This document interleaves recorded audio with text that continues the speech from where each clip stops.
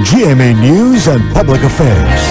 Walang kinikilingan, walang pinoprotektahan, walang kasinungalingan, serbisyong totoo lang.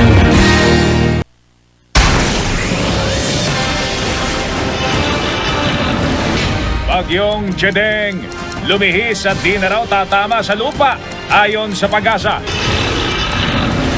Mahigit 20,000 residenteng nagsisiksikan sa evacuation center sa Albay. Nakauwi na, iba't ibang probinsya. Naka-alerto pa rin sakaling bumuelta ang Bagyong Chedeng. Litrato na patunay raw sa umano'y VIP treatment sa mga patuan sa kulungan. Ipinakita ni Maguindanao Governor Toto Mangudadatu.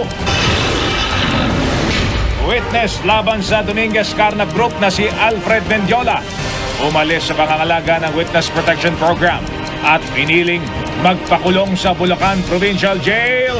Justice Secretary Laila de Lima na pasugod tuloy. Matapos ang serye ng mga aberya, 6 na istasyon ng LRT pansamantalang isasara simula bukas.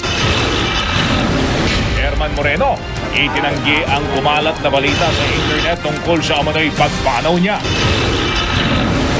At naglalakihang music artist nagpakitang gilas sa American Idol Season 10 finale. Si Scotty McCreery, bagong American Idol.